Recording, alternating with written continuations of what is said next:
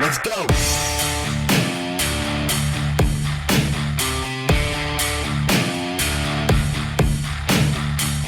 Welcome, everybody, to another episode of the Halftime Adjustments Podcast. I am your host, Derek Benavides.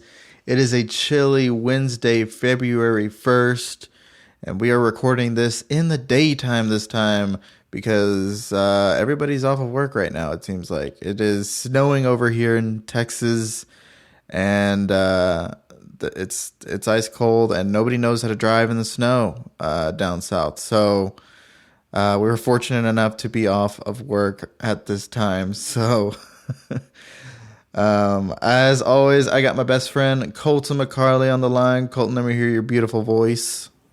Hello, everybody.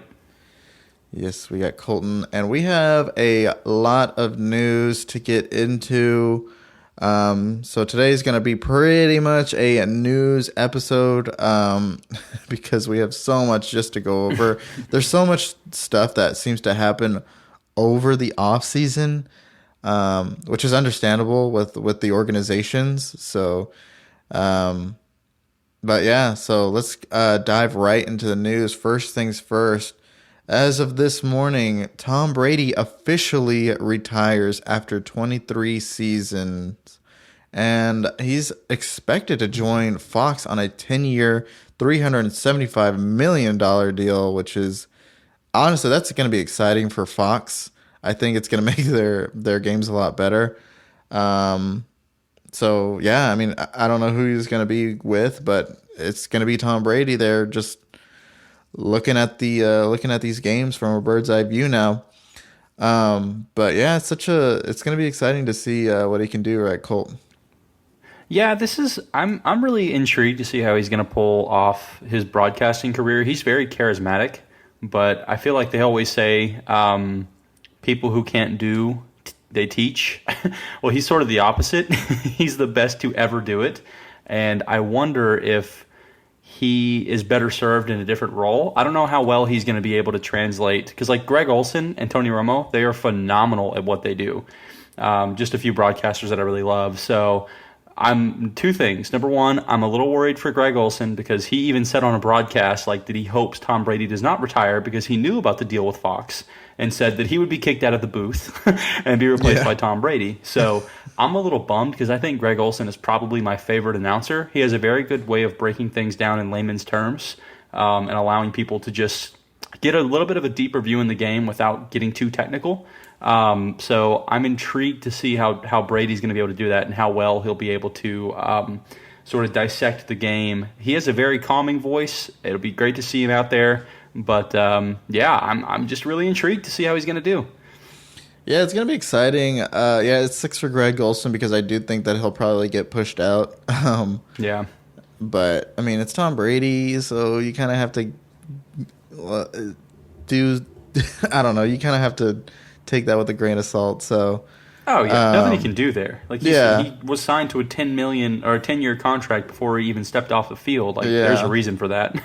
Right. My honestly, I think my favorite announcer right now is Tony Romo, and it's only because he knows he knows what he's seeing, and he's like calling these plays, and it's just funny. Like he's just hilarious just to hear. But yeah, Tom Brady is expected to join that broadcasting arena now. But I want to look at Tom Brady's career over the last 23 seasons. In his career, he did 7 Super Bowls, or I should say he won 7 Super Bowls, which is more than any other team. He has the most. He was a 5-time Super Bowl MVP, a 3-time MVP, a 6-time All-Pro, 15-time Pro Bowler. So most of his career, he was in the Pro Bowl. Mm-hmm. And those other times he probably wasn't in the Pro Bowl because he was in the Super Bowl. So, no kidding. He's the all-time pass leader, the all-time passing touchdown leader, the all-time wins leader, and the all-time playoff wins leader. So, hell of a career for Mr. Tom Brady. And unfortunately, his last game came to a loss to the Cowboys. So, which is the only loss he's ever taken to the Cowboys. That kind of sucks for him. Yeah. Have you seen his numbers broken down by his decades? It's kind of hilarious.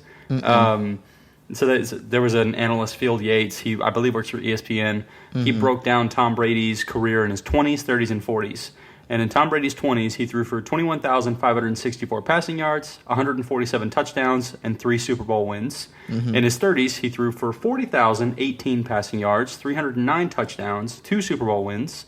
And in his 40s, 27,632 passing yards, 193 passing touchdowns, and 2 Super Bowl wins. Oh my God. The dude has a Hall of Fame resume in each decade that he played. How crazy is that? Some guys are lucky to just get it in one career. He had it in 3 separate decades. Insane, dude. That's literally insane. Yeah, he's ridiculous. But yeah, hell of a career for Tom Brady. He's gonna go on to do phenomenal work at Fox, I assume. 10 years, so he's going to be doing this till he's 55. And this deal is just like, it's like probably more money than he's ever made in the NFL, probably, with this deal. But yeah, it's going to be fun I'm glad that he's staying with the NFL. I should say that. Like, I'm glad that he's going to continue to be like he's not going to be on the field, but he'll be announcing for the NFL. He'll be with a lot of the games going forward. So that'll be fun. Yeah, still part of it. Yeah. That's great. Okay, moving on to the next bit of news. Sean Payton is going to be the Broncos head coach. I think they've already finalized the deal. But the Broncos are going to go ahead and give another first-round pick to another team. So, yeah, they're going to be without a first-round pick for Sean Payton. And this is, I mean, Sean Payton's going to be great there, no doubt. And he's going to bring all of his people over there, and they're going to do really well with the Broncos organization. But, yeah, first-round pick, that's a lot. They did that with Russell Wilson, so let's see. Let's hope they're doing a first and a second. That's the crazy thing. It's a first and a second round pick. Right. Oh, man. And it's a 2023 first, 2024 second. So, I mean, they had a pick from the San Francisco 49ers. That's the pick they're trading away, which is the 30th overall pick. So it's a low first round pick. Pretty low. Oh, okay. Gotcha. Next year, they have a first round pick, and they have Miami's first round pick for the Bradley Chubb trade. So getting rid of a second-round pick is not the worst thing in the world. You're going to give Sean Payton next year 2 firsts, and you have your coach of the future, you have your quarterback for the next, what seems to be 3 to 4 years, and you have 2 first-round picks to build around. So, and a lot of young talent. So, I'm interested to see how he's going to do. He seems to be really, really good when things are great, but in adversity, he kept his team afloat. I don't know that he elevated them. So I personally think that was way too much to pay for a coach. I wouldn't even pay that if it was Bill Belichick. I think there's plenty of people out there from college, offensive coordinators, defensive coordinators that you could have stolen from for free that would not have cost you your future of this organization. So I think it's a weird move. I think it's a bad move, but he'll probably end up proving me wrong, with this team he may build. Yeah, it's going to be interesting to see what he can do. So let me ask you something, Colton. Does this spark any interest for next year of fantasy about Russell Wilson and those offensive weapons that they have over there for next year? I would say for me, no. I and many other people have been burned many, many times for the Broncos. The wide receivers can't seem to stay healthy, so it isn't necessarily a talent issue. They've always had an injury history. Their running back is coming off of what seems to be a very, very gruesome injury with his knee that also goes into his hamstring. So he's coming off what seems to be something that's going to be debilitating for the next year. We've seen that with J.K. Dobbins. We've seen it with Saquon Barkley. So I don't really like that aspect. Russell Wilson, maybe, but he's 34, 35 years old. Not everybody can play through greatness at that age. So when, he seemed to fall off this last year, I don't know that it's a coaching problem. It may have been a talent issue. So no, I'm still staying away from pretty much every part of this offense. Yeah. Well, let me tell you an interesting stat. So when Nathaniel Hackett was the head coach for the Broncos, Russell Wilson was below the top 10 in quarterback, pretty consistently. Without Nathaniel Hackett, all 3 of those games, he was a top 5 quarterback. So, is it? So, I mean, this just sparks a ton of question marks. Honestly, it sparks a ton of question marks for me because I do have more faith in what Sean Payton can do for Russell Wilson. I feel like he's going to be drafted in leagues, like, for sure. Maybe even as a number 1 quarterback, because people are just going to have faith in him. Mm-hmm. But it's one of those things where it sparks a lot of question marks because he showed you what he could do without Nathaniel Hackett as the head coach.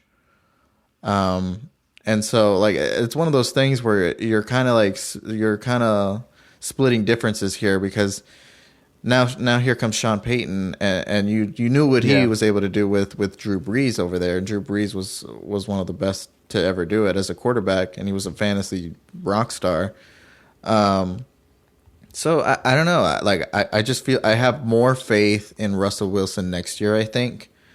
I don't know if I would necessarily draft him as a QB1 for me personally. Maybe as a wild card backup, but that's pretty much it. That's the way I look at it. Yeah, I agree. Yeah, I mean, I don't know. That's the whole thing of, was it the quarterback or was it the coach that elevated him? And you can make the argument when you look at Bill Belichick versus Tom Brady, it wasn't the coach that was elevating the quarterback. It was the quarterback who was elevating the coach. And having a coach that is great with time management and great at play calling and putting you in a situation to win is going to allow you to, be the best you and create a dynasty as they created. But I just think that at a point, the coach doesn't matter so much. The coach can, I guess, stop you from winning. We saw that with Nathaniel Hackett. Yeah. And a great coach like Sean Payton could elevate Russ to the best of his capabilities. But Pete Carroll was a phenomenal coach, and he's done great things with Geno Smith. Right. And I just don't know that he wasn't getting the best out of Russ that we saw. I feel like that was his ceiling because that was already a phenomenal coach. So I just don't know what Sean Payton is going to bring out of him that Pete Carroll wasn't already tapping into when he was on the decline in Seattle. Right. He had great receivers. He had a decent run game. He had all the pieces. Pretty similar piece in situation to Denver, except for the secondary is, I'd say, a bit of an upgrade in Denver. But I think we're just comparing apples to apples here. So super intrigued by the move by them. I kind of think it's going to blow up in their face, though. I think this brings them from a 4-11 team or whatever they ended up being to like a 9-8 squad, and you just finish middle of the pack. I don't know that he transforms you into a 13-win team. Yeah, I agree. I don't think it'll be as good as a 9-8 team next year, but I think maybe the following years, like after Sean Payton kind of gets his feet wet, and they get those picks in. Yeah, I think they'll be like a middle of the pack team. I still think that next year they're going to be terrible. Okay, interesting. But yeah. More long-term play then, once he gets his system in place. Mm-hmm.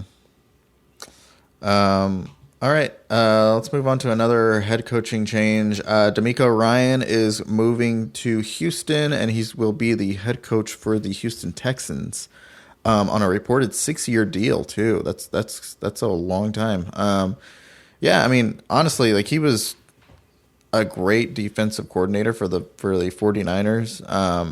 And I feel like he'll probably do great things offensively. I don't know if the offense gets any better for the Texans.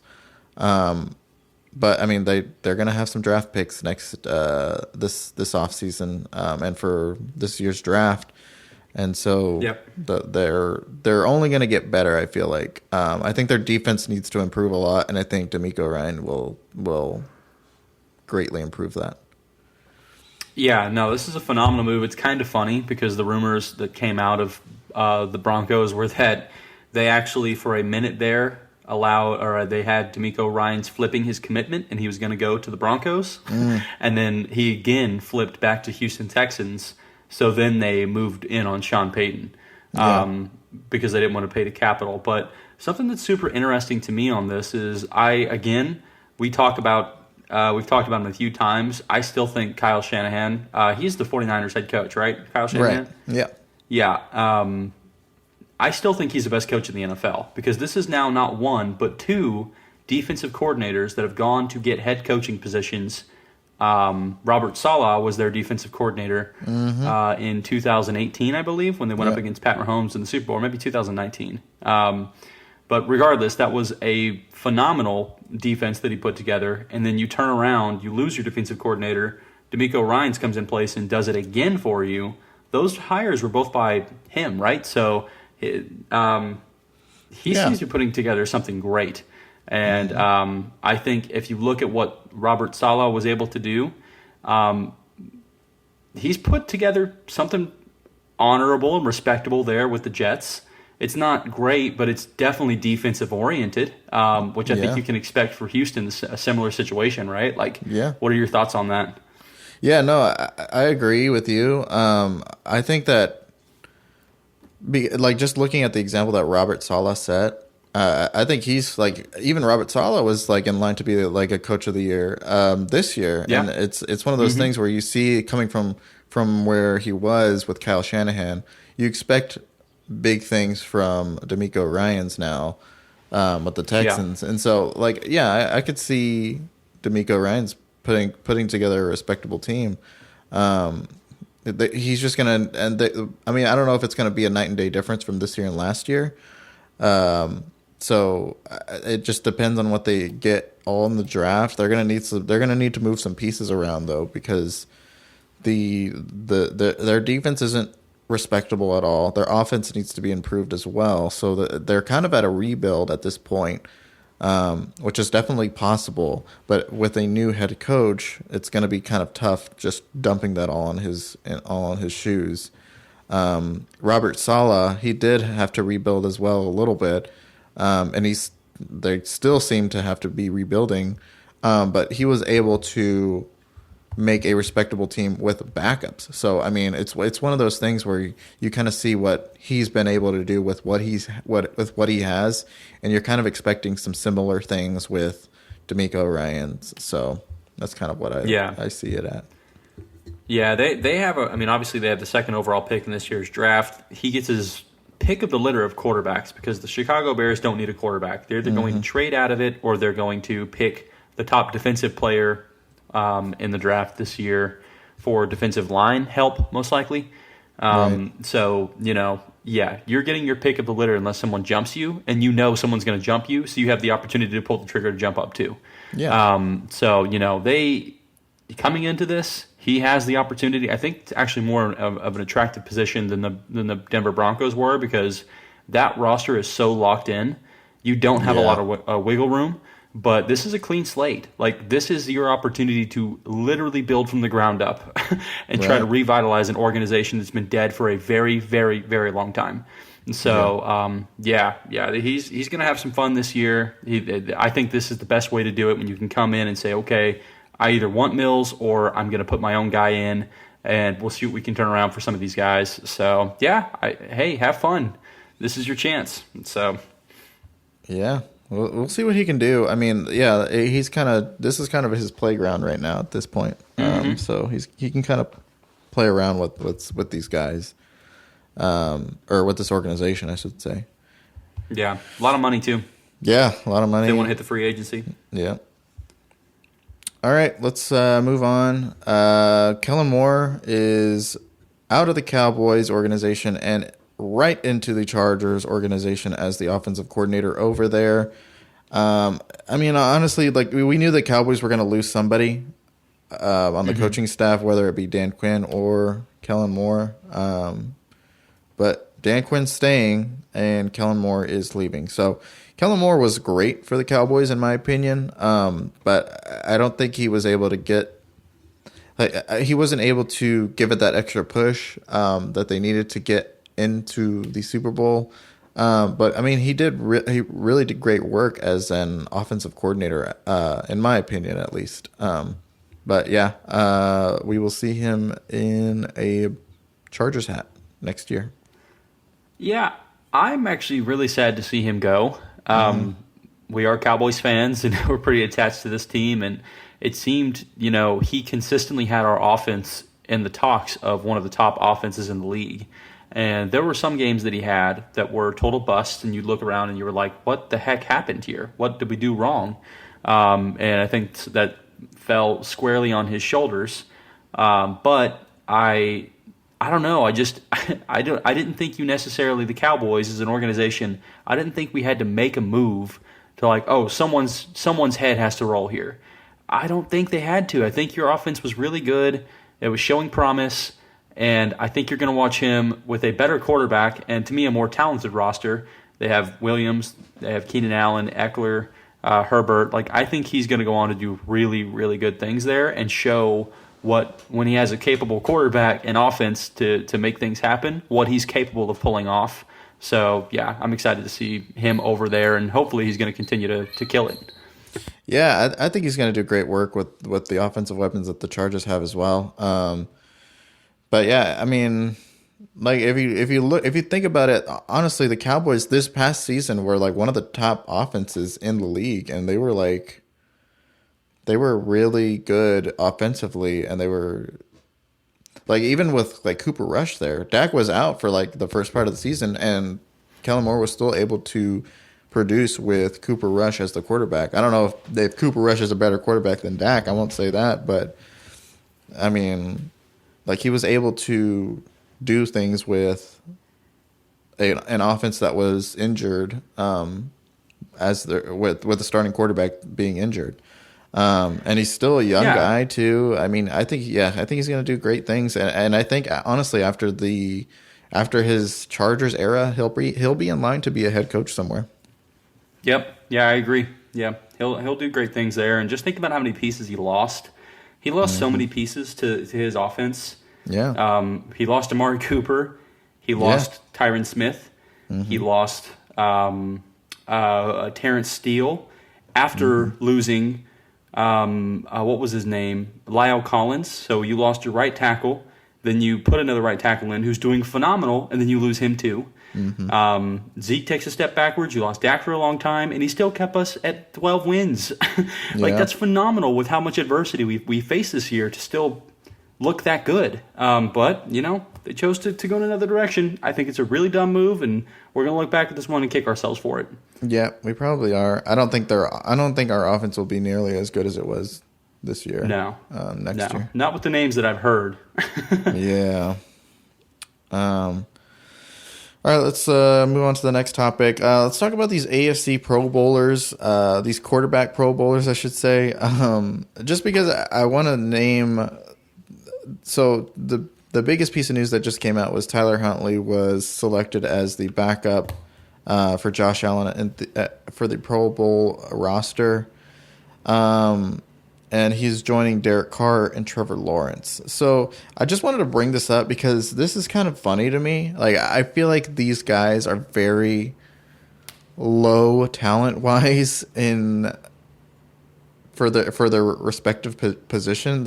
I feel like there's so many better players, but now that I'm looking at it, it makes sense as to why these guys are the starters. So Josh Allen's injured, right? That's why he's not in there, right? Yeah, it's an elbow injury. He's still recovering from. Tua Tagovailoa, he's still in concussion protocol. Which actually, I'm just going to include this because it just came out like 20 minutes ago. He just cleared concussion protocol, so he's officially out, but still not going to do any activities until the offseason is through. So just putting that for those who are curious to know. That makes sense. Mac Jones, I mean, wasn't he? He was in the Pro Bowl last year, wasn't he? I think he was, but he kind of had a down year this year. Yeah, a lot of interceptions. That's true.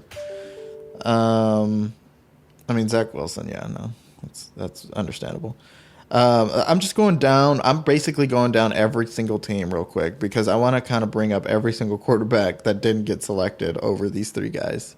It's weird, man. It's so weird. Joe Burrow said he wasn't going to do it from the start. The Ravens, obviously Tyler Huntley's going.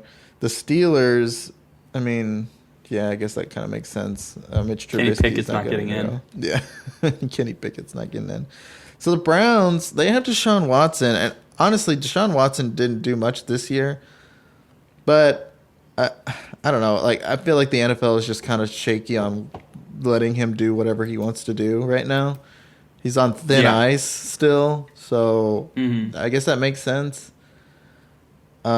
Chiefs, obviously, because Patrick Mahomes is going to the Super Bowl. Chargers, Justin Herbert. I mean, he's going. He just had shoulder surgery, so I guess that makes sense.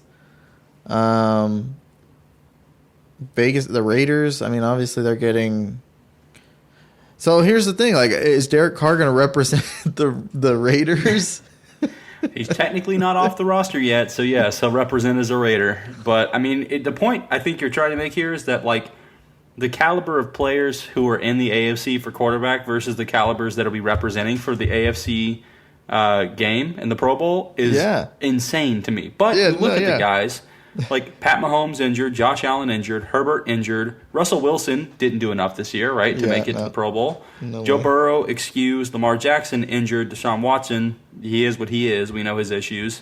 And then from there, like Matt Ryan didn't get it, Tannehill's not going to get it, Mac Jones, no, Tua concussed, Trevor Lawrence in, Pickett, no, Zach Wilson, no, David Mills, no. So like they have so much talent at the top here, but they're all injured at the moment, which is causing them to have such a mediocre Pro Bowl appearance. I just think it's so funny. Honest, none of these guys would probably even want to go to this thing because they've turned it into a two-hand touch game of flag football. It's flag football. That's funny. Yeah, so they're probably like, okay, this is silly. We're not going to Hawaii anymore. We're doing it in, where is it, Florida? I don't even know where it is being hosted this year. I don't either. Let me look it up and see what the location is. I'm super curious to know because I know they used to play it in Hawaii, and that was where a lot of guys wanted to go because they were like, oh, yeah, Hawaii, this is going to be a great time. Okay, it's being hosted in Las Vegas.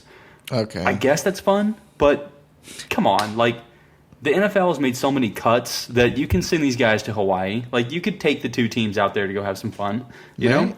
Yeah. I don't know. I honestly, I just think it's funny. I mean, I don't really even watch the Pro Bowl just because of that. I mean, if anything, I'll just watch the highlights from like the cool little mini games that they do. But I don't really watch the Pro Bowl, and I guess it makes sense as to why these guys were selected. I mean, I guess the best guy is Trevor Lawrence. I mean, I guess, but yeah, I mean, it's just funny like to see these guys being slated as the top contenders out there. Yeah, they don't even come close to what they should be on the level of a Pro Bowl caliber quarterback. Right. Just furthers the I guess the Pro Bowl having no merit anymore. Players are not going to care about being selected to the Pro Bowl when they're allowing people like this in. You know, like it's just going to be like, whatever. Yeah. But I just wanted to bring it up because I thought it was funny. Yeah. Oh, absolutely. So weird. Oh man. All right, let's get into some more serious news. Brock Purdy tore his UCL during the Eagles game. We all saw it. It was really early in the game. He'll be out for 6 months. And on that note, Trey Lance is expected to be back for OTAs. So I want to ask you, Colton, if you were the head coach for the 49ers, if you were Kyle Shanahan, would you be starting Brock Purdy next year with the success that he had, or would you go back to Trey Lance to see what he can do? Strictly because of what you spent for Trey Lance, I'm starting Trey Lance. There's no way that you traded up that high, because they traded up, they gave a first-round pick away to get up and get Trey Lance, and then you're just gonna trade him away, like what, or make him sit on the bench? Like I understand he had an ankle injury, and maybe he didn't look so good because that was like week 1 or 2, wasn't it? Wasn't it incredibly early that it happened? Yeah, it was the second week. Yeah, he played the full. And like the first week, you didn't really see what he did because it was like a rainy storm game. Oh, that's right. Yeah, because you had a lot of hype coming in. But no, I would say you got to give him a full shot. Like you paid a lot for this guy, and you're probably not going to get nearly like if you trade him right now, you're not getting nearly what you paid for him, and he may go have success elsewhere. So I am writing him and giving him a great opportunity and chance to go to show me what he can do. So I think they'd be dumb to put in Purdy, and Purdy's not going anywhere. He's on a rookie deal. He is getting paid next to nothing. Like, give your starter, the guy who you drafted, and oh, we have to have him so much so we need to trade up for him. Give him a chance. That's true, yeah. Yeah, I could see that happening for sure. I don't know what the future holds for Jimmy Garoppolo. He probably won't be back for the 49ers. He might get traded somewhere else. But, yeah, I think you got to start Trey Lance, too. I agree. Oh, yeah.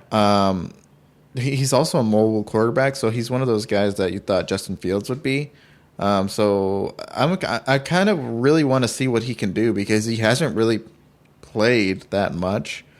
So yeah, I feel like, I don't know, dude, the San Francisco organization just needs to like fix their fields or like real. booster up their training squad because these everybody gets injured. Dude, 4 quarterbacks cycled through the 49ers this year. 4 quarterbacks. And they almost went with Christian McCaffrey on the last on the last play of the game. Dude, they have to figure out what's going on and why people are getting so injured. Totally. They have to figure it out. Whatever. And that happened last year to them too, where they had some quarterback injuries. So, I mean, they got to figure it out. It actually scares me a little bit for Christian McCaffrey's health next year. Yeah. Because they clearly need to find out and fire whoever's responsible for their, I guess, team therapy or, their PT, whatever it is. So, but yeah, I mean, it's a disaster. I think you're right. I think Garoppolo's probably gone next year. So you have to roll with these 2 rookies that you have. But I think that's a good thing. Let them grow into their positions, fix your freaking fields, and hope that no freak injuries happen to your team, really. Yeah, no kidding.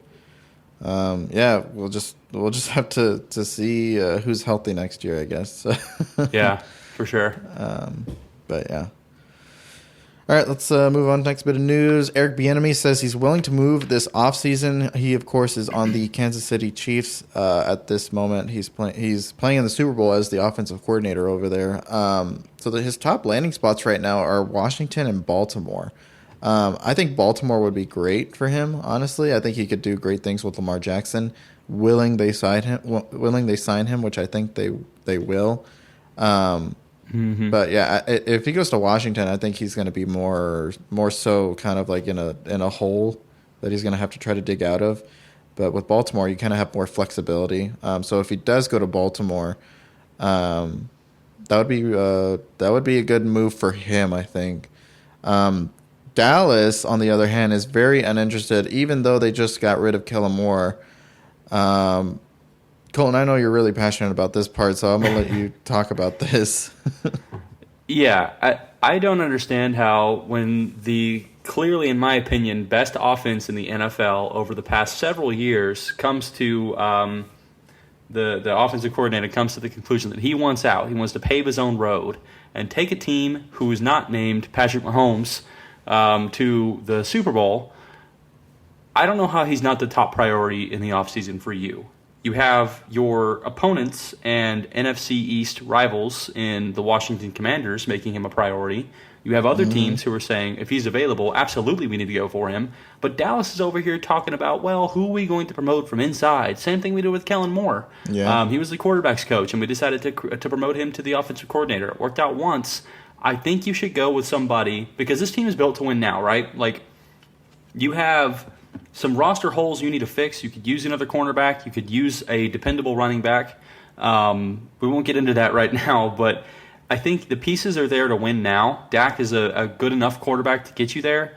So if you're missing what you feel is creative play calling, why not bring in somebody who is a creative play caller and has proven to show between losing Tyreek Hill. I mean, they lost the most dynamic wide receiver in the NFL, and they're still in the freaking Super Bowl. Yeah. Like, that shows you it's not the talent, it's the coordinator. And, of course, the quarterback plays a part of it, but he's making, with whatever weapons he has available, he's getting the best out of those players at every position. It's phenomenal to see. Pay that man whatever he wants to come to Dallas. Money whip him, Jerry Jones. As you always say, you pay whatever it takes to get a Super Bowl. Why not just accumulate the best talent, because it doesn't count towards the cap? Why not bring him in and have Dan Quinn running your defense, which is shown to be very effective, and bring in the best offensive coordinator in football at the moment?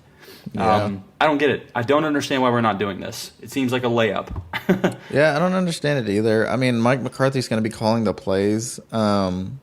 And he was, like, I will say that he was really a really good play caller. He did win a Super Bowl as an offensive coordinator a while back with Aaron Rodgers. So, I mean, like, that's one reason why I feel like the Cowboys aren't signing him, and they're trying to save this money, and, like, they're trying to, like, they don't really seem to be wanting to spend money because they're already over the cap space.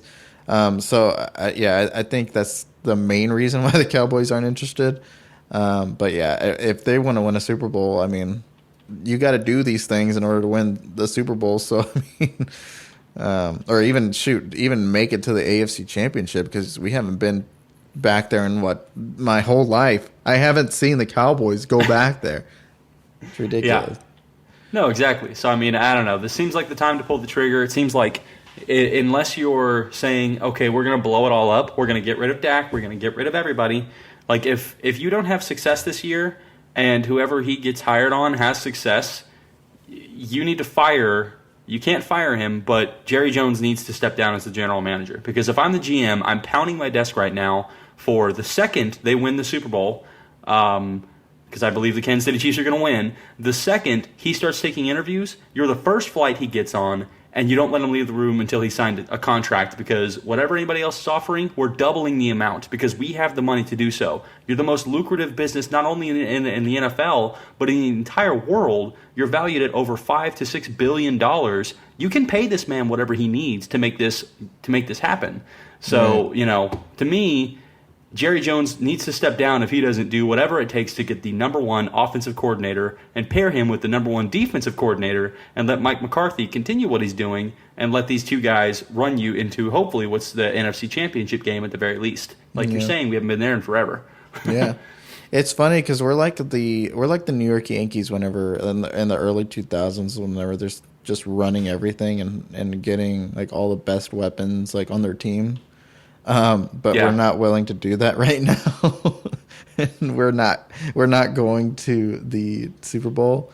So yeah, I mean, it's one of those things where like if you want to win, if you really want to win and you have all the pieces to get there, you have the money to get there, then do it, I guess. But I mean, at the end of the day, it's the best team who wins. But yeah, I don't know. I honestly, like, we'll see what happens after the Super Bowl, but yeah, it's going to be funny to see what happens this offseason, where he lands, because I don't know if he might not even move. He might just stay with the Chiefs, but we'll see. I think it'd be a dumb decision for him to move. A lot of people feel like, I mean, it's the same thing as Tyreek Hill. He wanted to go because he wanted the most money. He wanted to be a massively paid wide receiver, but now he's sitting at home and watching his former team in the Super Bowl. Yeah. And you can, again, as I said, I think a coordinator and coach makes it to where you're going to have success, but they're not the end-all, be-all. Pat Mahomes is still Pat Mahomes. Whoever you stick in here is going to be creative enough, and Andy Reid is going to be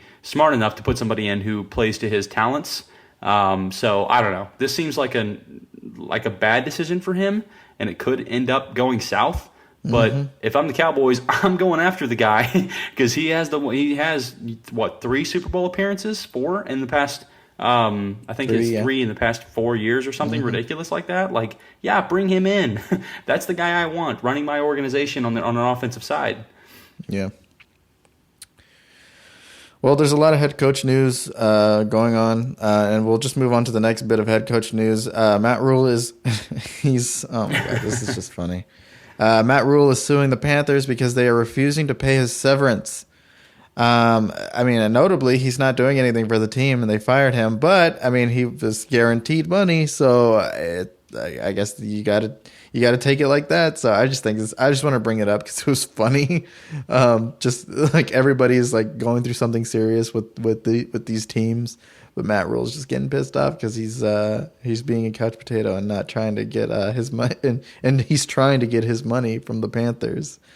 But do you think they're not willing to pay because he got another job and they're saying no, you're not going to double dip? Like, you received a college job, you're getting paid by Nebraska now. Yeah, no. The answer is no. Yeah, I don't know. Like, yeah, maybe. I don't know I don't know the whole reasoning behind it. I just know that they're arguing and they've been like they've just been going back and forth as to why he's not paying. But so yeah, I don't know.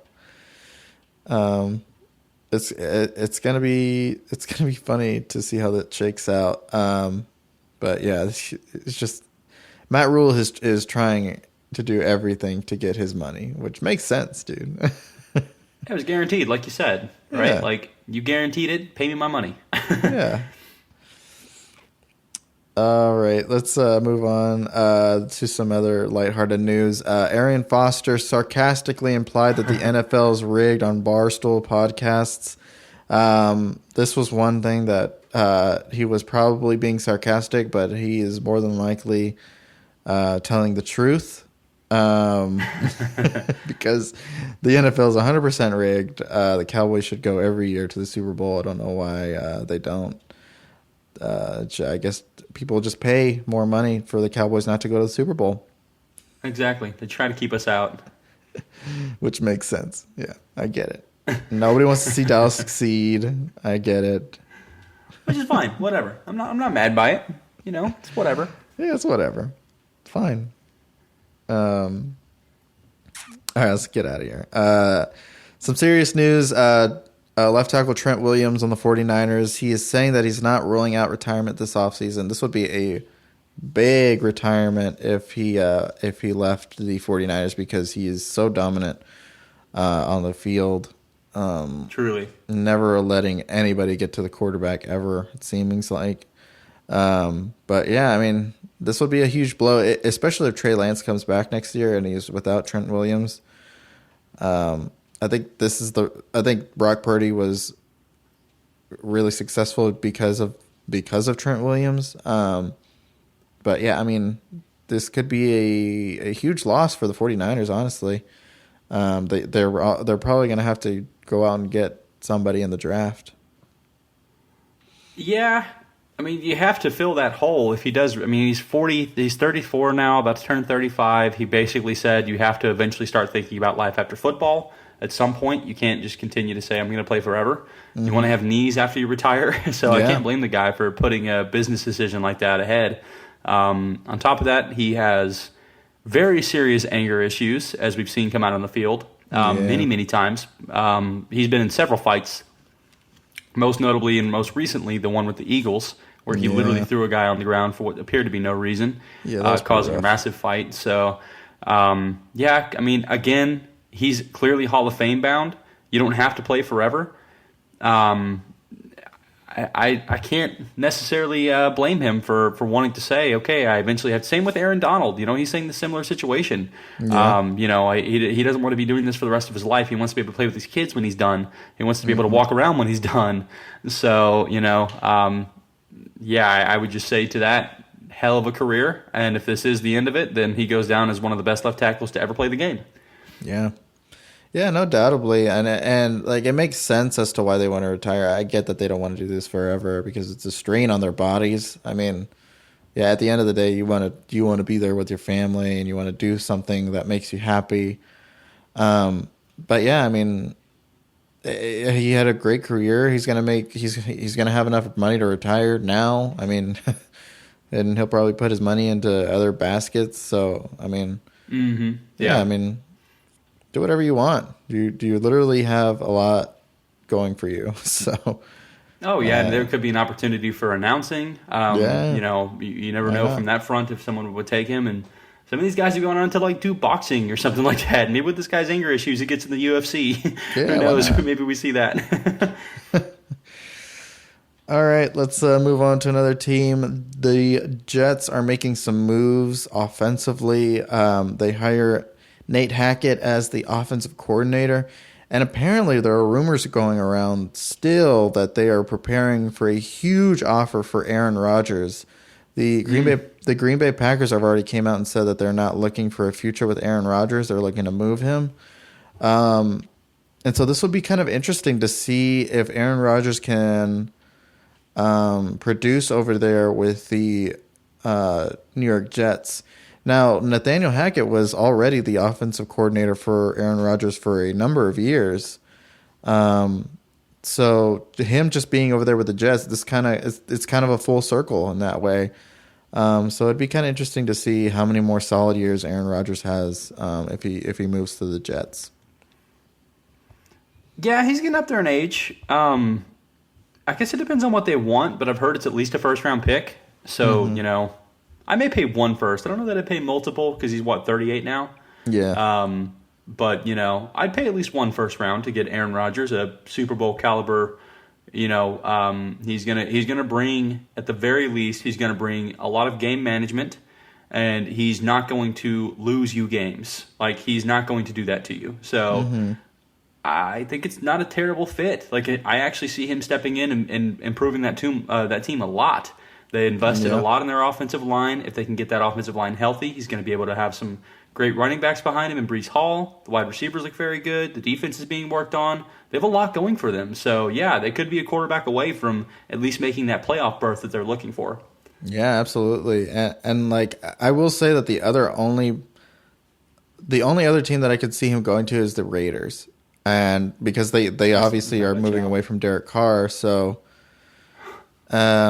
that's the other only place that I can see him going to and having success, because obviously you have Devontae Adams on that team. So, I mean, they already have a connection. But yeah, I mean, I guess we'll just see how this shakes out, because I don't see Aaron Rodgers coming back to the Green Bay Packers, to be honest. No, it looks like they both want to split up here. And, oh my God, can you imagine he gets back with Devontae Adams like that? That'd be so funny. That'd be insane. That'd be pretty crazy, honestly. And I could see it happening. Honestly, I could see it happening. So we'll just see. Like, I know the Jets really want him, but the Jets need the.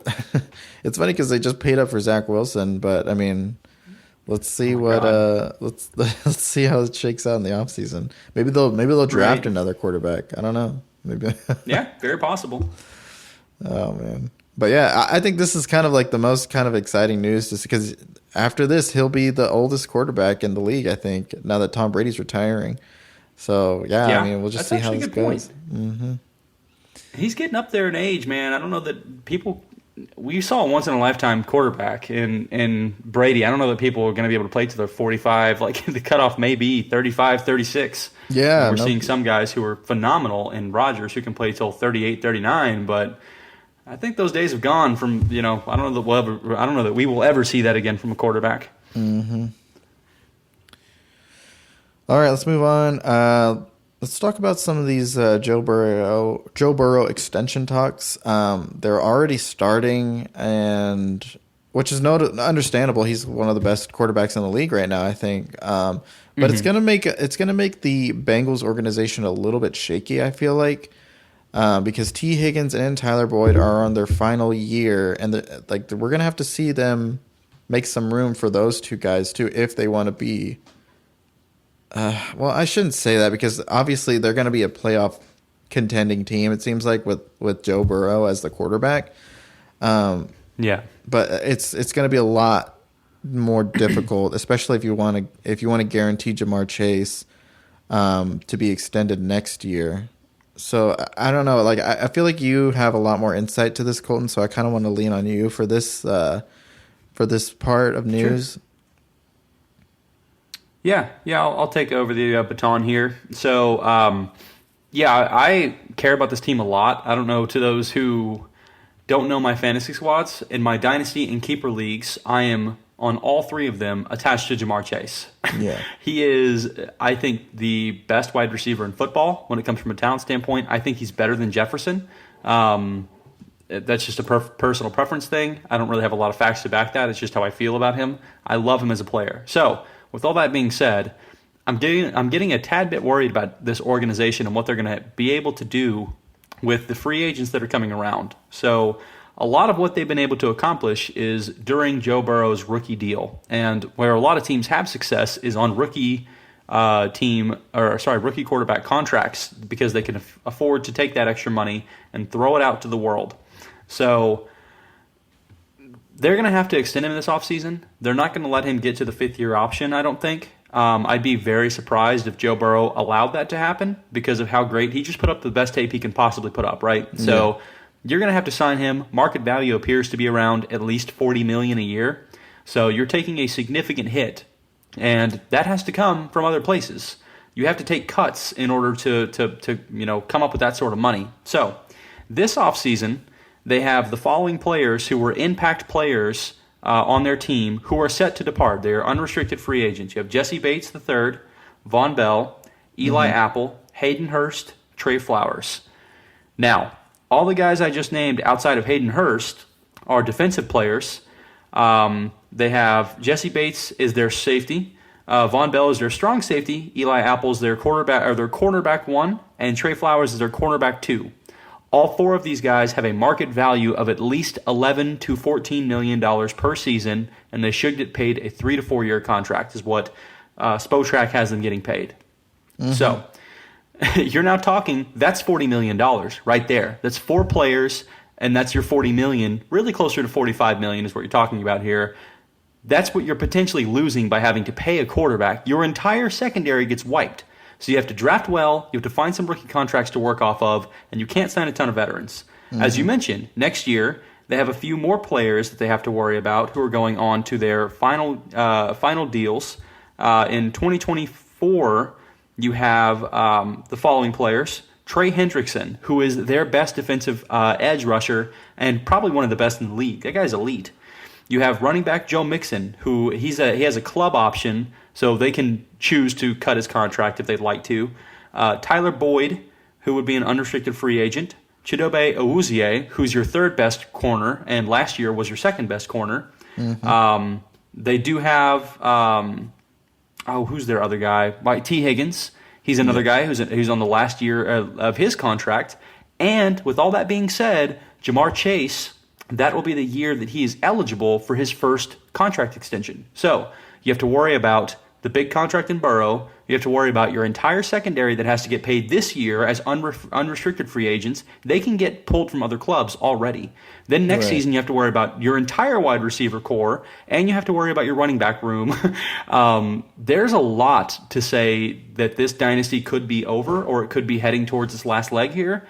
So unless they come up with they would have to do what the Chiefs have been able to do consistently, which is pull amazing draft picks that turn into starters instantly, like Chris Humphrey.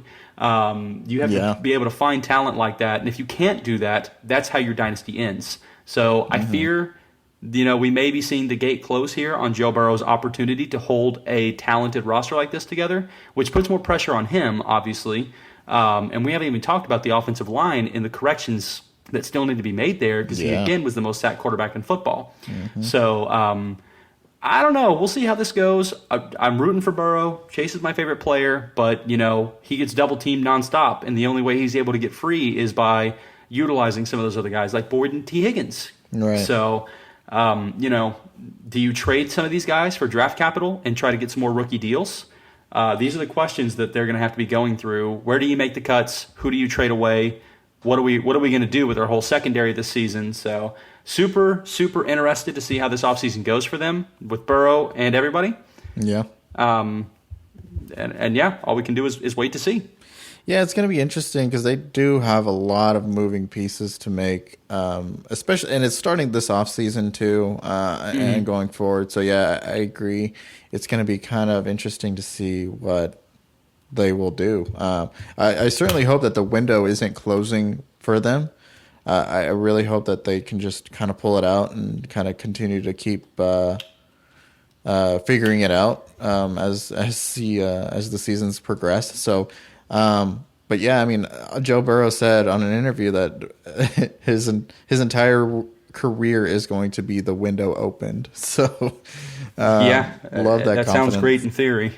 Yeah, love that confidence. But yeah, we'll see how it shakes out because he might be sacked before he can fully say that. No, exactly. You can't even get the sentence out. Oh, man. All right. Well, that's the last bit of the news, but we're going to close out this podcast by saying our final Super Bowl predictions. Obviously, me and Colton didn't get any of the teams right. Luis, shout out to you because you picked the Chiefs going to the Super Bowl. I really thought it was going to be the Bengals, and it wasn't. I had the Bengals and the 49ers. Colton, you had the Bills and the Cowboys. So we were both off, but let's dive into. Let's do this. I'm gonna say what I think the final score is, and you say what you think the final score will be. Okay. So I have the Eagles winning it, and I know you don't. Yes. I have the Eagles winning it. 35-28. That's my final score. So now I want to hear what you think. Okay, so 35-28. You have the Eagles just barely beating them there. Mm-hmm. I think I'm going to give the prediction of a Kansas City Chief blowout. Wow. I'm going to say 28-14 in favor of Kansas City. Dang. Yeah. Really? It's strictly because of experience. I think we saw it with Tom Brady, and we saw it with Pat Mahomes. If you remember how ugly of a Super Bowl that was, I think the Kansas City Chiefs only put up like 7 points that game, and it was because of really bad offensive line play and inexperience that caused them to not be so great. And that's, the whole storyline was, if they're ever going to have a chance, it's this year to prove that he's the GOAT over Tom Brady. Well, the conversation's dead. Well, the conversation died, and that's fine, but now he's the one with the experience. He's now had 3 Super Bowl appearances. He's calm. He's collected. This is the first for Jalen Hurts. This is the first for a lot of these guys.